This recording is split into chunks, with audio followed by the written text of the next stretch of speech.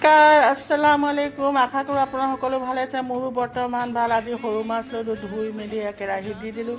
দি তাতে পাতলকৈ পিঁয়াজ কাটি দিলোঁ, নহৰু দুফুটা থেতালি দিলোঁ, তাতে জলকীয়া কাটি দিলোঁ, নিমখ দিলোঁ।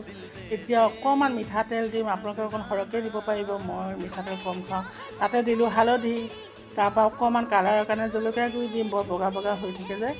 তাৰপৰা তাতে মান ধনিয়া পাত 2 কিলা কাটি দিলোঁ ধুনীয়াকৈ চেণ্টৰ বাবে। দি পেলাই এতিয়া মই হাতেৰে ভাল ধৰণে সানি ল'ম। এনেকৈ পিঁয়াজখিনি ভাঙি যাব ধুনীয়াকৈ, আৰু মাছ ধুনীয়াকৈ এনেকৈ মিলি যাব পিঁয়াজৰ লগত।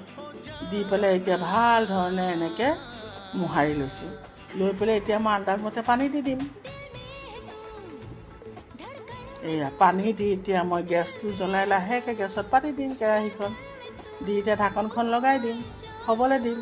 তাৰপিছত এয়া ঢাকন খুলিছোঁ, চাওকচোন কি ধুনীয়া মোৰ চৰচৰি ৰেডি। আজিলৈ আহিছোঁ।